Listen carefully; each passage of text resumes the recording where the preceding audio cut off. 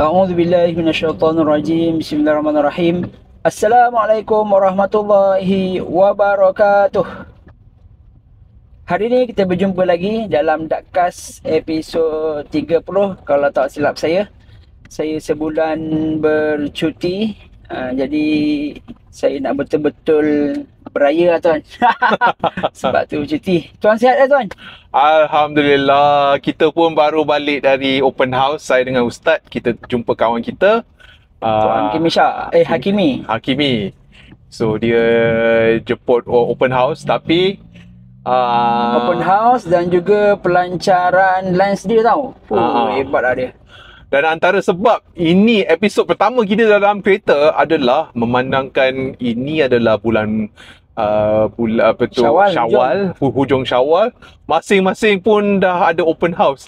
Masing-masing pun nak balik rumah. Dan kita dalam dekat jalan raya dan perjalanan kita mungkin sejam lebih. So alang-alang kita dalam kereta, kita buat podcast kita. Mantap. So ni Shah Alam bangsa lebih kurang setengah jam sepatutnya. Betul tak? Betul. Tapi ni kita tengok kat Google Maps ni lebih kurang sejam daripada Shah Alam tadi. Jadi kita nak ambil masa tu untuk kita sembang-sembang dengan Tuan Adnan. Tadi Tuan Kimi pun sembang dengan Tuan Adnan, dia kata ni Donald Trump. Sebabnya Tuan Adnan selalu bincang pasal tarif. Yang ni kita nak cerita tuan. Sebabnya kita dengar orang buat konten tarif. Apa benda ni tarif? Okey. Apa maksud tarif kepada orang kampung macam saya ni? Okey, sebenarnya tarif ini antara negara yang terlibat dalam tarif ini adalah negara Amerika dan negara China. Tetapi, bagaimana kita di dalam Malaysia boleh terlibat? So, tarif ini dia adalah nama yang berbeza untuk cukai. So, cukai lah, senang cerita cukai lah. Cukai actually. Dia bukan konsep-konsep yang susah. Tarif ini actually cukai untuk membawa barang dari luar Amerika ke dalam Amerika. Itu saja cukai. So kalau konteks kita import barang US lah. So andaikan dulu negara kita pun ada tarif, okay? Dan kita buat tarif apabila kereta Proton mula-mula ditubuhkan. Dan pada masa itu kita buat tarif ke atas kereta dari negara Jepun, kereta dari negara Eropah. Dan disebabkan kereta-kereta kereta Eropah dan kereta Jepun lebih mahal atau dicukaikan, kereta Proton tiba-tiba jadi murah. Dan pasal itu kereta Proton sangat-sangat, dia mesil sangat menggalakkan dulu. So kita pun memang buat tarif. Jadi sekarang ni Malaysia ada tarif ke tak ada tarif? Sekarang ini I tak sure lah sebab ya ke? Maksudnya contoh tadi barang nak keluar masuk US ke barang yang nak daripada luar masuk US? So tarif ini adalah barangan yang dari luar Amerika Syarikat masuk ke dalam Amerika Syarikat. Dan apa yang Amerika buat adalah mereka telah kenakan tarif ke atas negara China. Dan apabila tarif ini dikenakan, maknanya barangan dari negara China akan jadi lebih mahal. Dan apabila barangan jadi lebih mahal, orang-orang di Amerika Syarikat memang diorang tak beli barang tu. Tak beli barang dari. Betul. Okey. Tapi maksudnya adakah barang China sahaja yang masuk ke dalam US? Tak, satu dunia dikenakan tarif. In fact, Malaysia pun telah dikenakan tarif 24%. So maksudnya setiap negara tu berbeza tarif dia? Betul. Betul. Negara China sekarang ni dia punya tarif kalau tak silap saya dah mencecah 245%. Ya, betul. Maksudnya tak faham. Maksudnya barang-barang nak keluar nak masuk ke China. Okay, so dia macam ni. So andaikan hari ni negara China dia pandai buat roti canai. Okay. Dan sebelum ini andaikan kalau negara China import atau negara Amerika import barangan dari negara China, sebelum ini dalam contoh ini dia tak dikenakan tarif. Dan untuk import roti canai mungkin RM1 untuk satu keping roti canai. Okey, atau $1 untuk satu keping roti canai. Tetapi kalau tarif 100% dikenakan, Okay, so sekarang ini roti canai itu akan kos untuk beli roti canai adalah $1. Dan untuk tarif itu ianya $1. So maknanya orang di Amerika tiba-tiba mereka terpaksa beli roti canai dari negara China untuk $2. Okey, dua kali ganda lah. 2 kali ganda. Betul. Apa kesan yang secara mudahnya lah tuan, apa kesan tarif Amerika ni kepada rakyat Malaysia, orang kampung macam saya? Soalan yang sangat-sangat bagus. Okey, sejujurnya kalau tarif ini berlaku, negara kita memang cuak, memang kita sebagai negara. Ya ke? Betul, betul. Saya tak rasa pun. Okey. Kalau tarif ini berlaku, kita harus ingat bahawa negara Malaysia, rakan dagangan kita yang terbesar adalah orang di Amerika dan orang di China. So, kalau tiba-tiba tarif ini dikenakan ke atas negara China atau negara China, apa yang akan berlaku adalah barangan dari negara China akan jadi lebih mahal. Dan apabila barangan dari negara China lebih mahal, mereka akan import kurang barang dari negara Malaysia. Dan antara sebab mereka import kurang barang dari negara Malaysia adalah kita antara negara yang menghasilkan barangan yang separuh siap ke negara China. Faham tak? Okey. So, kalau US beli barang, untuk China membuatkan produk itu, mereka terpaksa import dari Malaysia. Dia macam itulah. Okay, so kesannya tak ada apa-apa kesan pun kat saya. So maknanya kita punya ekspor tu akan merudum. So kalau tak ada kerja lah. okey, saya macam ni. Kalau Amerika kenakan tarif kepada negara China, negara China mereka akan import kurang barangan dari negara Malaysia. Dan apabila negara China import kurang barangan dari negara China, ekonomi kita secara teorinya akan merudum atau sales untuk negara kita akan merudum. Apabila sales kita merudum, kebarangkalian syarikat-syarikat akan mengalami kerugian, dan apabila syarikat-syarikat mengalami kerugian, mereka terpaksa melepaskan orang lah. So akan banyak syarikat tutup. Betul. So, bila syarikat tutup akan ramai pekerja yang diberhentikan. Betul. So orang tak ada kerja lah. Betul. So tu efek dia lah. Betul. So jadi kalau orang kampung mungkin dia tak efek sangat lah kot. Kalau kita buat pertanian, kalau kita buat services yang dibeli oleh orang-orang dekat bandar, memang tak lah. Okay, so yang terkesan adalah orang bandar lah. Betul. Sebab Those yang kerja dalam syarikat-syarikat yang berhubung kait dengan Amerika, yang berhubung kait dengan negara China, itu mereka akan terkesan lah. Jadi persoalannya tak tahulah adakah dekat Malaysia ni banyak ke yang terlibat dengan US dan China tu? Betul. Because rakan dagangan Malaysia yang terbesar, nombor 1 negara China, nombor 2 adalah negara US. So kalau bertukar pun bertukar antara negara China dengan negara US. So kalau tahun ini negara China, tahun depan mungkin negara US yang nombor 1. So dia okey, boleh tak kalau Malaysia dia nak buat balas balik? Buat tarif ke atas US Tak boleh lah, sebabnya barang dia tak ada sangat nak beli barang kat kita, betul tak? Kita sediakan produk apa je. Kan? I jarang tengok tarif-tarif yang dikenakan dari Malaysia ke negara US lah. Tapi kita pernah dulu semasa kita buat kereta Proton lah.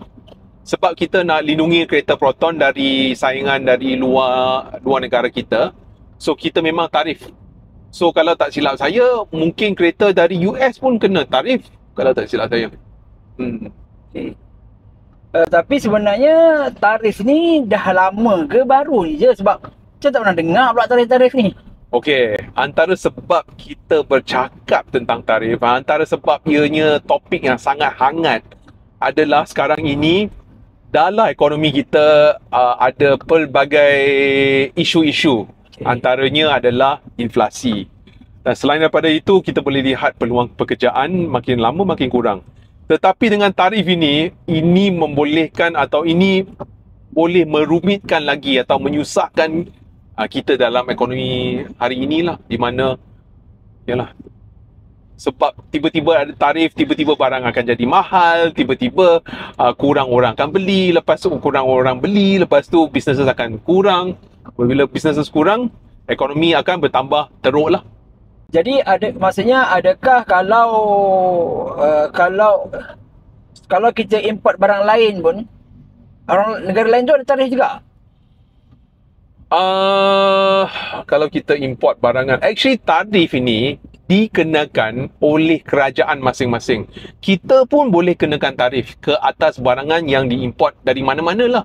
Kita boleh actually tarif. Tapi maksudnya takkanlah tak ada tarif langsung kalau barang masuk? Kan? Betul tak? Faham. Okay, so kalau kereta dulu apa orang panggil? tarif lah, memang tarif. Bukan, ada kereta dulu, kereta panggil apa istilah dia? Kereta. AP AP tu apa? So, AP adalah lesen untuk mengimport kereta. Oh, lain. So, sama juga. So, untuk mengimport kereta, kita kena beli AP. Okay. Dan untuk membeli lesen ini, ianya adalah sejenis tarif. So, maknanya kita bayar pihak berkuasa sedikit duit untuk import kereta ke dalam negara kita. So, maknanya duit yang kita bayar untuk AP itu adalah sejenis tarif. Okay, so dah tarif jugalah. Itu adalah tarif juga. Okay. Dari segi apa? Dari segi penduduk kampung tadi, dia akan kena lah, dia akan kurang pekerjaan dan sebagainya lah. Betul? Betul. Okay, kemudian ekonomi kita akan kemuncuk lah kan? Betul. Tapi saya tengok, baca tu, US akan buat tempoh percubaan dah lebih kurang 9 bulan. Betul. 90 hari. 90 hari. Betul. 90 hari. Betul. So jadi dan ramai orang kata Trump tak buat langkah yang bijak. Betul. So takkanlah kita ni boleh sesuka hati kata Trump tak bijak, sedangkan dia dah jadi Presiden US. Adakah dia tak fikir pasal benda ni, kesan dia lah. Apa pendapat tuan? Okey, antara sebab orang kata sebegitulah, apabila tarif dikenakan, ini akan menguncupkan ekonomi atau menguncupkan jual beli dalam ekonomi. So maknanya tiba-tiba kalau tarif dikenakan, tiba-tiba semua barang akan jadi lebih mahal. Dan Orang tak belanja lah. Dan Trump juga di Amerika, apa yang berlaku sebaik saja tarif dikenakan, rakyat-rakyat di Amerika telah memberontak. Antara sebabnya adalah hampir semua barang akan jadi lebih mahal. Bukan saja dengan itu, tapi kalau barang-barang semuanya jadi mahal di Amerika, rakyat di situ kurang kemampuan untuk beli barang. Okey, jap.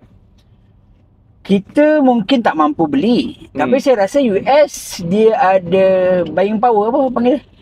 Yang buying power yang tinggi sebab dia adalah gaji yang tinggi-tinggi. Faham. So macam mana tu? Jawab. So, okay. Ada komentator dari Amerika Syarikat yang mengatakan bahawa kita di Malaysia kurang upaya untuk belilah. Okay, ada orang putih lah. Dan actually dia tengok kita punya GDP per capita. So, apa makna GDP per capita? Diorang ambil KDNK untuk negara bahagi dengan bilangan rakyat dalam sebuah negara, dan ini adalah indikator bahawa adakah rakyat kita kaya, adakah rakyat di Amerika kaya. Okay, so walaupun KDNK atau GDP per capita lebih tinggi di Amerika Syarikat, tetapi kita harus ingat bahawa untuk bayar kesihatan, kos kesihatan sangat mahal di Amerika, kos perumahan di Amerika sangat mahal di Amerika. Selain daripada itu, kita boleh lihat kos untuk makan di Amerika sangat mahal. So walaupun GDP per capita atau pendapatan orang Amerika lebih tinggi kalau dibandingkan dengan orang Malaysia, tetapi perbelanjaan mereka sangat tinggi. Dan pasal itu kita boleh lihat orang Amerika ada istilah homelessness, di mana kalau diorang tak boleh bayar, memang terbiar dekat di tepi jalan raya. So that's why walaupun GDP per capita nampak atas kertas macam US tu mampu beli, tetapi hakikatnya dengan kos perubatan mahal, dengan kos pendidikan mahal, dengan kos makan mahal, dengan semua kos mahal, actually kita punya Malaysia punya standard of living lebih bagus kalau compare dengan US. Oh ya ke? Betul, memang. Maksudnya kalau dalam konteks Malaysia, orang bandar dengan orang kampung So katakanlah orang kampung gaji 3,000, orang bandar 3,000. Kalau 3,000 orang kampung, dia dah selesa dah tu. Betul. Kalau orang bandar, 3,000 tu parah-parah je. Betul. Pasal itu kita boleh lihat ramai orang di US, sebaik saja tarif dikenakan, diorang semua memberontak. Semua tak suka, semua tunjuk perasaan. Disebabkan US memang dia punya rakyat memang dah tak cukup duit untuk survive. So pasal itu diorang macam diorang terasa macam tak cukup, terdesak, risau, cuak, memberontak. Bukan memberontak, tunjuk perasaan. Tunjuk perasaan Uish, dahsyat Jadi itulah Trump, dia dah kali kedua naik ni. Kenapa dia buat macam tu Rasa tuan kenapa dia buat macam tu? Tak, maksudnya okey. Apa bacaan tuan terhadap keputusan Trump buat tarif ni? Okey, antara sebab dia buat tarif, actually ini cerita lama tau. Antara sebab dia buat tarif adalah dulu semasa PKP, okey, apa yang kerajaan US buat adalah mereka cetak banyak duit. Diorang cetak duit, diorang pinjam. So apabila mereka cetak duit, bagi duit free kepada rakyat di Amerika, apa terjadi adalah hutang untuk kerajaan di situ sangat-sangat tinggi. So sekarang ini, apa yang Donald Trump buat adalah untuk mencukaikan barangan yang masuk dari luar Amerika ke dalam Amerika. Antara sebab dia cukai dia bagi cukai tinggi untuk negara China, negara Malaysia, negara masing-masing adalah dia nak collect sedikit duit. Apabila dia boleh collect sedikit duit, dia boleh start bayar hutang. Oh, yang lebih duit ni yang moratorium ke kita? So okay, so apa yang mereka buat adalah mereka cetak duit. Okay. Tetapi apa yang Malaysia buat adalah kita beri duit EPF lah. So maknanya duit sendiri. Betul. Tapi so, kalau US dia hutang lah, maknanya dia bagi duit free je. Uish. So dia cetak, dia bagi duit. So apabila dia cetak bagi duit, apa yang berlaku adalah apabila you cetak duit kan, nilai duit akan merudum. Faham tak? So dulu andaikan dalam kita hidup dalam satu kampung lah, dan dalam kampung itu kita ada RM5 saja, dan RM5 ini akan berputar-putar. So saya beli dari tuan dari ustaz, saya guna RM2. Lepas tu ustaz beli dari saya mungkin air dari saya untuk RM1 kan. So andaikan sekarang ni kampung ini kita ada RM5 saja, okey. Tiba-tiba satu hari lah saya kata RM5 tak cukup lah. I nak dapat lebih banyak duit. I nak kaya dalam kampung ini. So tiba-tiba I duk create duit baru. Andaikan I create RM10. So tiba-tiba kampung kita terlalu banyak duit. Tetapi apabila terlalu banyak duit, nilai duit itu akan kecut atau jadi kurang.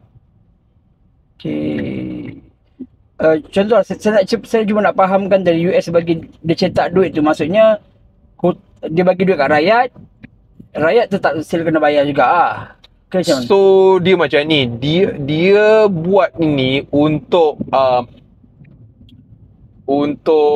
merangsangkan ekonomi di Amerika Syarikat. So okay, apa yang kerajaan Amerika buat adalah apabila PKP, diorang nak merangsangkan ekonomi selepas PKP, diorang nampak rakyat di situ memang tak ada duit. Antara sebabnya adalah time itu ramai orang hilang kerja. Dan seperti yang saya kata, kehidupan di dalam Amerika Syarikat sangat mahal. So dah lah tak ada duit. Lepas tu kehidupan sangat mahal.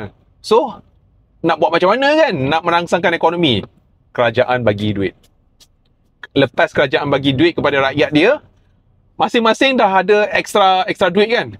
Apabila mereka ada extra duit, mereka start belanja. Dan apabila mereka start belanja, tiba-tiba ekonomi kita semua, satu dunia, terlalu banyak duit. Faham tak?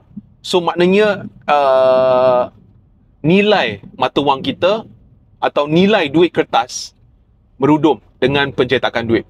Right? So pasal itu, Ustaz tak tahu kalau Ustaz perasan ke tak, selepas PKP, kita punya inflasi melambung tinggi-tinggi. Antara sebabnya adalah wang kertas dia punya nilai merudum. Jadi kalau sekarang keadaannya Di Amerika ke atau? di Amerika, dia dah stabil ke apa? Oh, sekarang ni tak. Masing-masing Kalau dah stabil dia takkan buat tarikh je lah. di Amerika apa yang terjadi adalah rakyat di situ tak happy. Okey, selepas tarif dikenakan, nombor satu kita boleh lihat negara China stop beli kapal terbang dari Boeing. Dan apabila negara China stop beli kapal terbang dari Boeing, pekerja Boeing hilang kerja. Selain daripada itu, kita boleh lihat Intel nak lepaskan sebanyak 20,000 orang. 20,000 orang. So apabila Intel nak lepaskan 20,000 orang, kita boleh lihat makin lama punca pendapatan di Amerika menguncup. Pada masa sama dengan tarif, harga semua barang akan jadi lebih mahal. So di sini, rakyat tengah tertekan. Nombor satu, semua pendapatan terjejas atau terimpak. Nombor dua, dari segi harga barang-barang pun dah mahal. So memang tersepit Ustaz, susah untuk diorang. So maksudnya bukannya masalah duit tak ada, masalah gaji, pekerjaan tak ada, lepas tu barang mahal pula. Betul. Oh. Dan pasal itu kalau Amerika stop beli dari negara China atau so kalau negara Amerika tak ada duit kan, so antara rakan dagangan Malaysia adalah orang di Amerika. Dan kalau diorang stop beli, so kita kurang ekspor. Dan apabila kita kurang ekspor, kilang-kilang kita akan terjejas lah. Jadi maksudnya yalah, maksudnya kat sini dia membuatkan kita berfikir bahawa kita tak boleh bergantung kepada US lah sebenarnya. Betul. Kan? Betul. Tetapi ekonomi kita pun agak kecil. Rakyat kita sebanyak 30 lebih juta orang. So pasal itu, kalau kita tengok ekonomi dunia kan, mereka selalu akan buat import export satu sama lain. Jadi macam mana kita nak, maksudnya bagaimana Malaysia nak mengatasi masalah ini?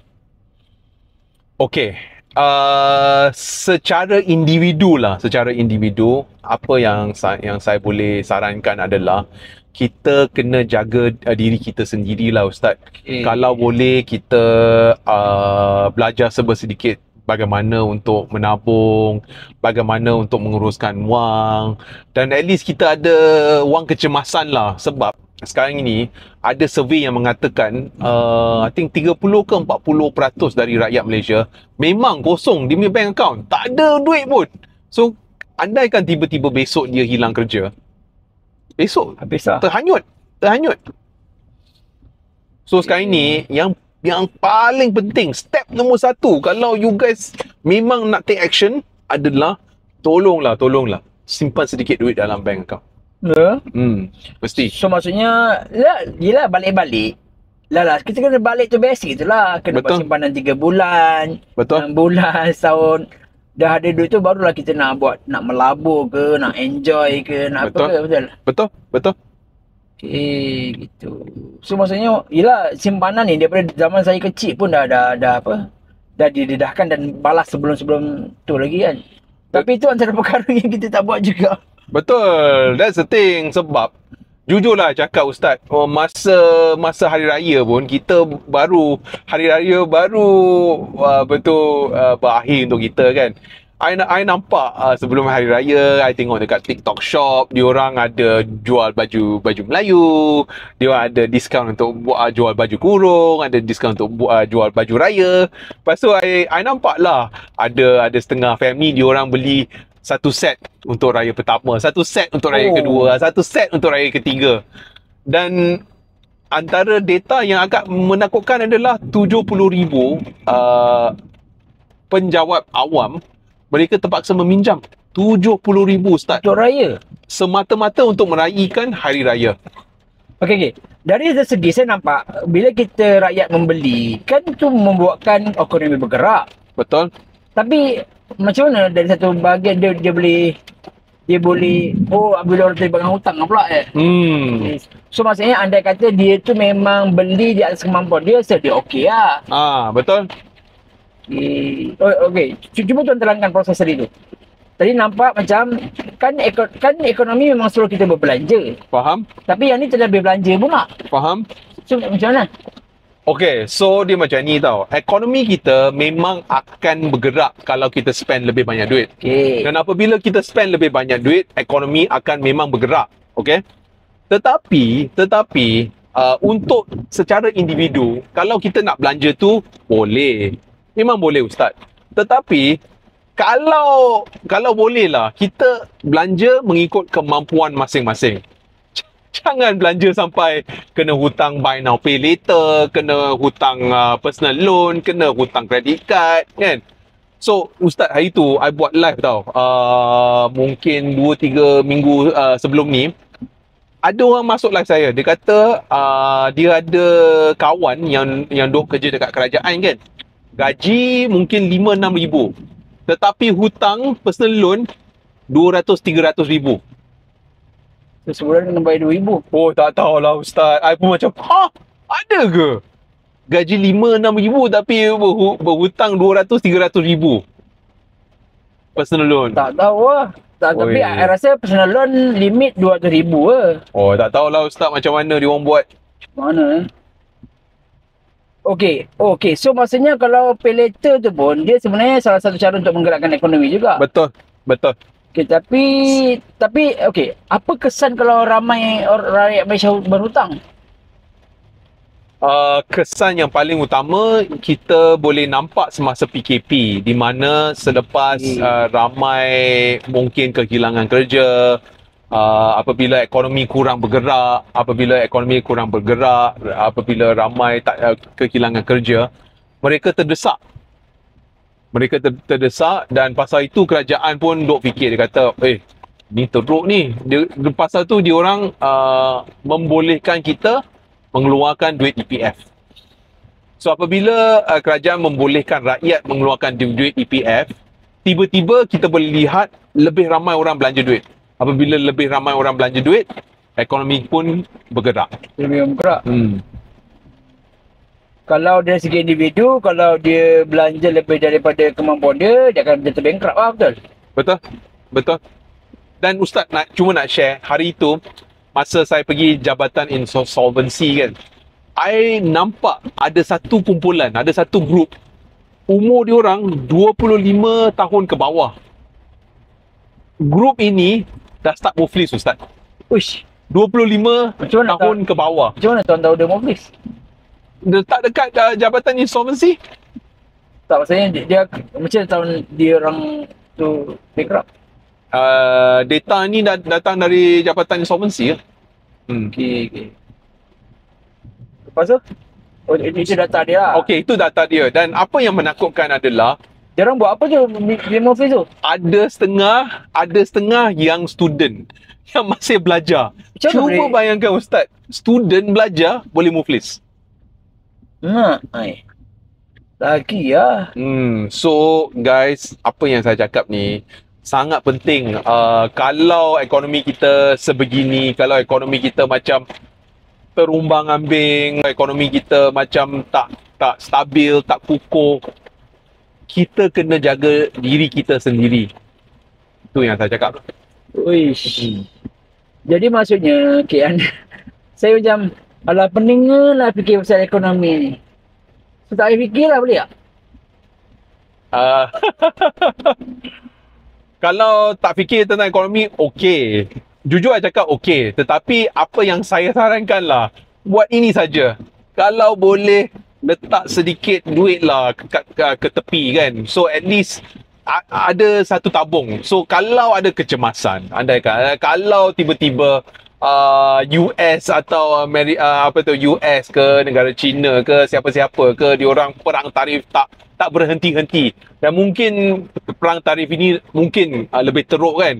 So tiba-tiba negara kita pun kena impak kan. So at least kita tak perlu risau sangat lah. At least kita dah ada duit dalam bank. So kalau ada apa-apa pun kita tak apalah, kita boleh hidup atas kita punya duit emergency kita.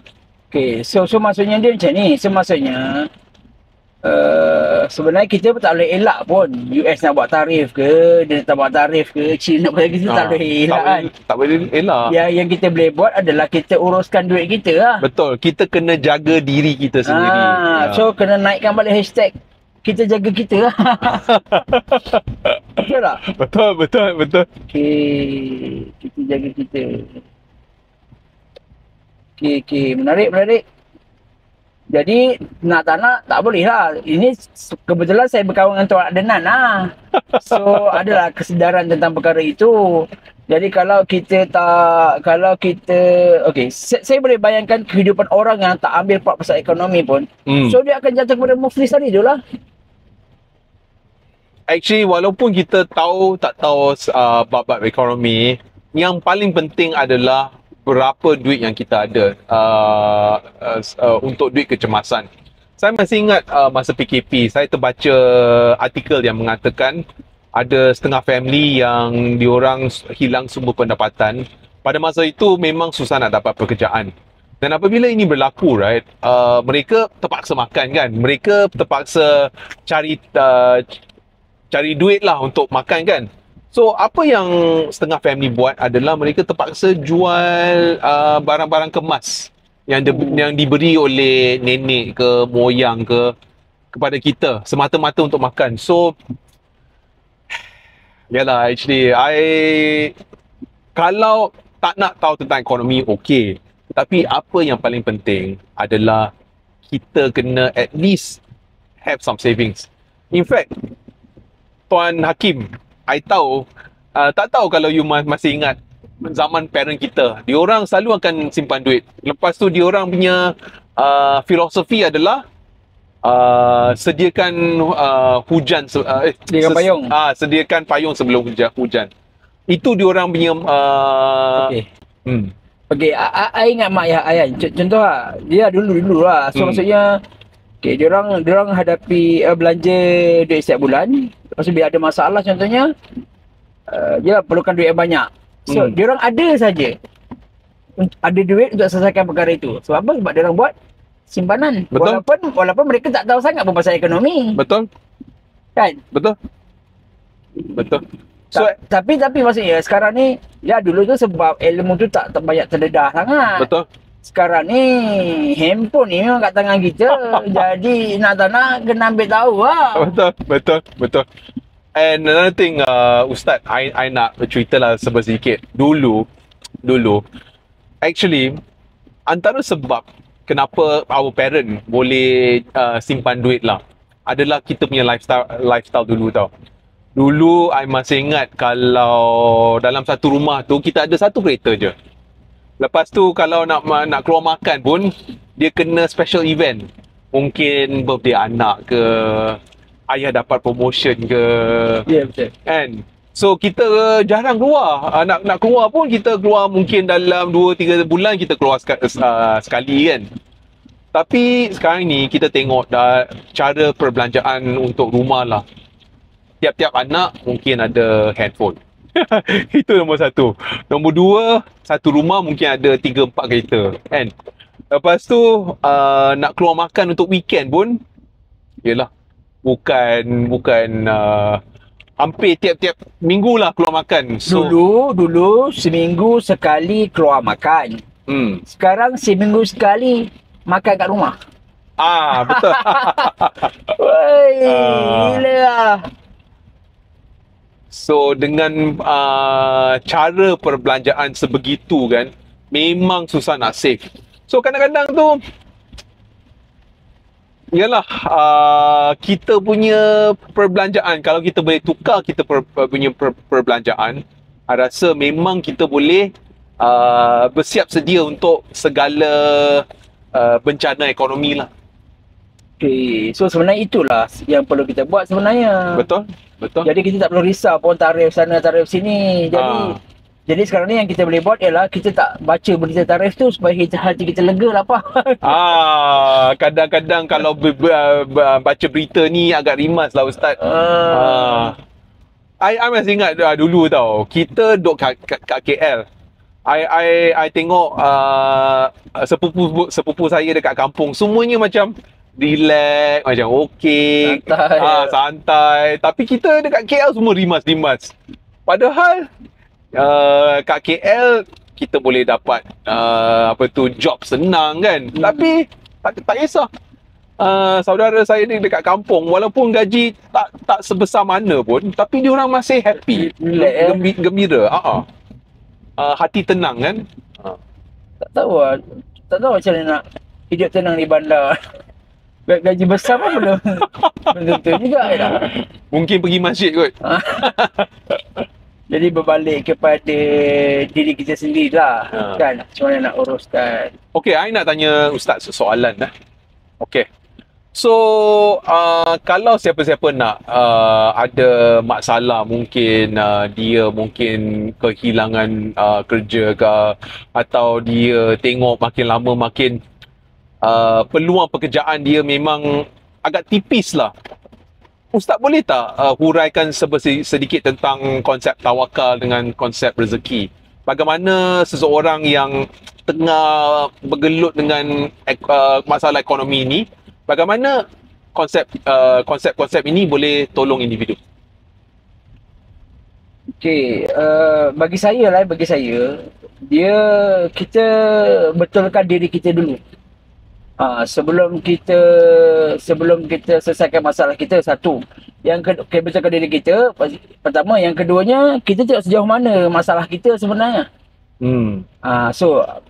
Jadi kalau kita contohlah jauh daripada agama, so kita kena dekatkan diri agama, sebab agama tu pasal rezeki, pasal tawakal tu dia semua bergantung kepada Allah Subhanahu Wa Taala. Jadi kita kena kenal Allah SWT. Macam nak kenal Allah SWT? Kena belajar agama. So, dan belajar agama pula, bukannya kita belajar hari ni dan terus kita terus faham agama. Walaupun satu subjek ke, satu bidang ke, tauhid saja ke, dan dia tak cukup satu bidang saja, tak cukup satu subjek saja. Dia ada banyak subjek untuk kita memahamkan agama itu. Tapi kalau basically, asas dia adalah ilmu agama tu, ilmu tauhid lah kalau nak bergantung kepada tawakal. Tawakal ataupun soal rezeki. Kan, sebab kepercayaan kita kepada Allah Subhanahu Wa Taala. So sebenarnya dia tak terpisah tau. Tak terpisah tu maksudnya sebenarnya dia tak terpisah dalam kehidupan kita seharian. Okey, maksudnya kalaulah kita faham bahawa kalau kita nak dapat gaji, kita kena kerja. So, kalau kita nak dapat rezeki pun, kita kena kerja. Rezeki tu kerja, syarikat nak bagi gaji kat kita. Okay, rezeki Allah yang bagi kita. Okay, dan Allah kata, rezeki ni, kau sembahyang ke, kau tak sembahyang ke, Allah akan bagi. Betul tak? Jadi, sebab tu saya tolak pemikiran yang bahawa kita buat ibadah ni bergantung kepada rezeki yang kita dapat. Faham? So, bila kita buat ibadah ni bergantung pada rezeki yang kita dapat. Okey, kalau kita dapat bonus, kita seronok lah. Bisnes berjalan cantik, kita seronok lah beribadah. Kerana yang lingkup, dah kita berhenti beribadah. Faham? So, sebab tu kita kena betulkan diri kita dahulu. Ni baru jawapan dia. So, maksudnya, nak tak nak, apa sahaja berlaku dekat diri kita, apa sahaja berlaku kat negara kita, ekonomi kemuncup ke, ekonomi bankrupt ke macam PKP dahulu. So sebenarnya dia tak akan memberi kesan kepada kita kalau kita memang dah kenal Allah Subhanahu Wa Taala. Faham? Sebabnya apa? Sebabnya kalau kita kenal Allah Subhanahu Wa Taala dan kita faham konsep rezeki tadi, kita akan berusaha sedaya upaya untuk cari rezeki, tak kisah buat apa pun. Faham? So sebagai Muslim yang berjaya, kalau andaikan dia mungkin kehilangan kerja, apa yang dia boleh buat? Kehilangan kerja. Hmm. Dari segi apa yang dia nak buat lah. Okey, kalau saya akan betulkan diri saya dululah. Faham? Okey, betulkan diri saya. Okey, saya akan muhasabah diri saya. Yang paling utama lah solat 5 waktu lah. Okey. Bila dah selesai solat 5 waktu tu, dalam pada masa sama kita kena mendalami ilmu agama. Mendalami ilmu agama ni maksudnya bukannya kita nak belajar macam nak dapat degree tau. Tapi kita belajar tu untuk kita. Contoh yang paling jelas adalah ilmu solat. Ilmu pasal solat ni, kita memang dah tahu solat daripada kecil dah kita dah belajar. Faham? Tapi kita dah faham ke apa yang kita baca tu? Kita dah faham ke makna dia? Kita dah tahu ke, dah sempurna ke rukun-rukun dia? Kalau dah sempurna rukun-rukun dia pula, kita kena dari segi hati pula, kita kena faham. Kita kena hayati solat tu. Faham. Supaya solat tu dapat menenangkan hati kita. Faham? Okey, jadi bila dia nak kerja tadi tu, pertama dia kena betulkan solat dia lah. Faham? Sebab dia nak bergantung kepada Allah ni. Faham? So dia nak bergantung kepada Allah, dia kena faham, dia kena kenal Allah tu. Faham? Kan, macam kita nak pergi syarikat tu kan. Kita nak individu, you tak tahu pun cerita pasal syarikat ni. Faham? So you tak minat nak kerja kat sini. Faham? Sebab Faham. apa? So you kena kenal Allah SWT. Jadi betulkan solat. Jadi maksudnya kalau jawapan saya adalah dia kena dua aspek lah tuan. Okey. Okay, dari segi rohani dan juga jasmani lah. Faham? So kalau rohani tadi solat, kemudian pada masa sama kita memang belajar agama ni dia kena berkala. So maksudnya kita dah tetapkan dah kelas seminggu sekali memang kita sediakan masa untuk belajar agama. Maknanya kena ada disiplin lah. Ya, betul. You jangan Action plan lah. datang kelas sebab nak isi masa lapang. Ni masalah kita. Faham? Kalau Faham. kita datang kita datang belajar agama. Dia punya niat lah maknanya. Ya, kalau kita belajar agama untuk masa lapang bila? Pencen lah. Itu yang ramai orang belajar pencen, nanti orang pencen marah pula. Itu yang dia belajar agama masa pencen saja. Faham? Sedangkan bila kita belajar masa pencen, masa tu dah tua, tak larat, nak jaga cucu dan sebagainya. So dia tak sesuai. Jadi daripada muda, kita kena susun hidup kita kena belajar agama daripada sekarang. So kita belajar pasal solat tadi, betulkan solat kita. Kemudian kita belajar agama tadi untuk menampak agama. Kemudian kita usahalah dari segi teknikal tadi tu. Maksudnya dari segi fizikal tadi, dari segi keperluan pekerjaan tadi. Faham. Kalau kita nak kerja dalam bidang guru, so kita kena asas skill jadi guru. Faham? Kena belajar psikologi, ilmu psikologi. Dan kita kena belajar macam-macam ilmu lah pula. Dan kita kena belajar apa dia keperluan yang pekerjaan itu perlukan lah. Macam tu. So maknanya kita kena usaha nombor satu, tetapi dalam usaha kita pun kita kena dekatkan kita kepada Allah, betul? So ni antara masalah kita. Dia sama dengan konsep takaful lah. Konsep takaful ni, kalau kita bayar baru carum sebulan pun, dia dah boleh cover kita 100,000, 200,000 kan. Betul? So sama juga dengan kita dengan Allah ni. Kita jangan cari Allah ketika kita susah saja tau. Faham? So maksudnya kalau kita ada masalah baru kita nak solat. Janganlah macam tu. So sebab tu kita akan buntu tu nanti. Jadi paling kurang apabila kita ada masalah, pada masa itulah ruang untuk kita rapatkan lagi hubungan dengan Allah. Bukannya baru nak mulakan hubungan. So, okay, dalam kata lain, adakah ianya sesuatu rezeki kalau kita struggle? Adakah ianya berkat kalau kita dikenakan musibah? Apa pendapat Ustaz? Nak jawab soalan tu, menarik soalan ni. Soalan ni sangat menarik. Kita tengok idola kita lah, Nabi Muhammad SAW. Adakah hidup dia penuh dengan ujian ke tak ada ujian? Penuh dengan ujian. Jadi maksudnya salah faham kita adalah rezeki tu adalah duit lah. So maknanya kalau kita nak kalau kita struggle lebih, maknanya itu adalah nikmat. Itu adalah ruang untuk kita kembali kepada Allah. Okey. Maksudnya rezeki. Sebab tu kita kena faham rezeki tu luas. Okay. Faham. Maksudnya dekat kepada Allah tu pun sebenarnya satu rezeki. Faham. Betul? So contoh kalau kita dapat peluang belajar Al-Quran, itu rezeki. Sebab orang nampak rezeki tu adalah beli kereta baru, beli rumah baru, beli rumah besar, bisnes berjuta-juta. I think that's why kita hidup dalam consumer driven society di mana kita telah dididik dengan television, dengan social media, dengan macam-macam kan. Antara nikmat seseorang atau antara tanda kejayaan untuk seseorang adalah kereta besar, pakaian cantik, rumah besar. So kadang-kadang tu kalau kita terikut-ikutlah budaya barat kan. So kita seperti yang ustaz katalah, konsep rezeki itu luas. Tetapi kalau kita terlalu ikut budaya barat tu, memang diorang tak cakap tentang bab-bab lain lah. Memang itulah dia punya rezeki kan. Tapi maksudnya kalau orang barat sebab memang dia barat lah. Betul faham, tak? Faham. Masalahnya kita ni orang Islam sebab tu dia berbalik kepada kita tak faham Al-Quran tadi tu. Faham. So maksudnya rezeki itu apa? Faham. Jadi sebab dalam surah Al-Fajr saya ingat, saya tak ingat ayat dia, tapi dalam surah Al-Fajr Allah kata kalau Allah bagi rezeki yang kamu faham tu duit, tak bermakna baik untuk kamu sebab belum baik lagi untuk kamu. Faham. Kalau kamu dapat beli kereta baru, belum tentu baik lagi. Faham. Kalau kamu tak gunakan dia untuk taat kepada Allah. Faham. Tu cerita dia. Kalau kamu beli handphone, kamu nampak macam alhamdulillah bersyukur pada Allah. Tapi kamu tengok TikTok je. Faham. Dia bukan rezeki, dia bukannya rezeki yang diberkati. Faham. Sama juga dengan kesihatan. Kalau kita ada kesihatan, Firaun tak ada sakit. Hebat ke tak hebat? Hebat bro. Tapi adakah diberkati usianya? Tak. Jadi okey.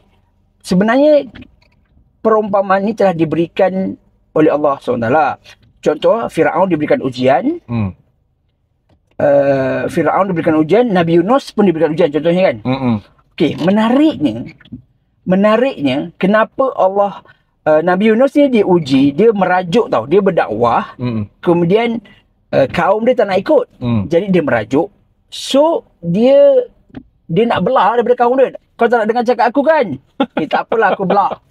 Okay, dia belah, dia pergi laut. Kemudian dia direct sampan. Kemudian dia undi, dia kena sampan tu nak karam. Kemudian kena undi tau. Supaya nak kurangkan orang. Jadi yang kena undi tu dia tau. Menariknya, tiga kali undi, tiga-tiga nama dia. Menarik lah. So sangat menarik cerita ni. Okey, jadi Nabi Yunus masuk dalam laut lah. Faham. Kemudian dia dimakan oleh ikan. Faham. Ikan ikan paus kan?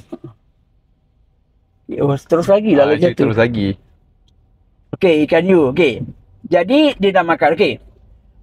Dalam ayat Quran tu, dalam surah saya tak ingat, tapi diceritakan dalam kisah tu, kalaulah Yunus ni dia jenis orang yang tak ingat kepada Allah masa dia senang, Allah tak akan selamatkan dia daripada dalam perut ikan tu. Ya. So dia akan berada dalam perut ikan tu sehingga hari kiamat, Allah kata. Wow. Itu poin kita sekarang ni. Kalau kita ingat Allah, Firaun ni ingat Allah masa bila? Masa laut tu yang tinggi tu nak tenggelamkan dia. Itu masa tu dia ingat Allah. Jadi pengajaran kat kita ialah, kalau kita ingat Allah masa kita sakit saja, kita takut jadi macam Firaun tu. Faham. Kita nak jadi macam tu. Kita nak jadi macam Nabi Yunus tadi tu. Nabi Yunus AS, dia sentiasa ingat Allah. Masa senang, masa susah. Dan bila dia susah, Allah selamatkan dia. Faham. So maknanya dalam kesusahan ada nikmatnya lah. So ada nikmatnya walaupun kita senang dan walaupun kita susah lah. Jadi maksudnya kalau kita nak faham tadi, maksudnya susah pun nikmat. Nikmat dia apa? Kita nak faham lah nikmat tu apa. Nanti orang tak faham pula apa yang nikmatnya susah kot. Nikmatnya ialah ni ada masa kau beribadah. Ya. Sebab kadang-kadang kita pun tak ada masa sangat nak beribadah. Contoh kalau Allah tak paksa kita puasa, ada nak puasa?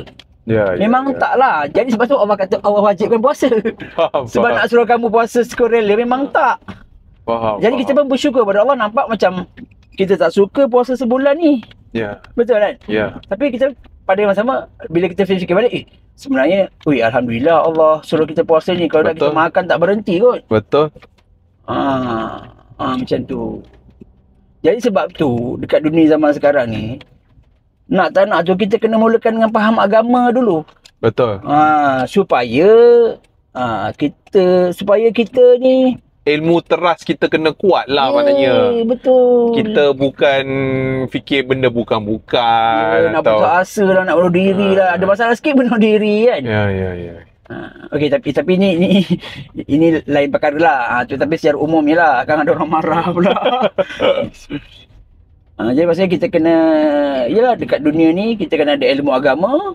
Kita juga kena ada ilmu dunia. Dan kita boleh seimbangkan hidup kita lah. Betul. Dan sebenarnya kita tak bezakan perkara tu pun. Sebenarnya kita memang kena belajar semua. Cari kerja, beribadah kepada Allah Subhanahu Wa Taala dan sebagainya. Okey, dengan Tuan, itu kita dah sampai saya lokasi dah sampai kita. rumah. Alhamdulillah. Moga-moga you guys enjoy kita punya podcast. Walaupun dia macam pendek, tetapi moga-moga ini boleh memberi manfaat kepada siapa-siapa yang menghadapi kesusahan dalam ekonomi ini. Okay, InsyaAllah nanti kita gali lebih dalam lagi tajuk ini. Dan kita kita jemput lagi Tuan Adnan. Banyak lagi ilmu-ilmu yang kita nak gali daripada Tuan Adnan untuk manfaat sahabat semua. Okay, terima kasih semua. Jumpa lagi. Terima kasih Ustaz ajak saya. Terima kasih semua. Assalamualaikum warahmatullahi wabarakatuh. Assalamualaikum guys.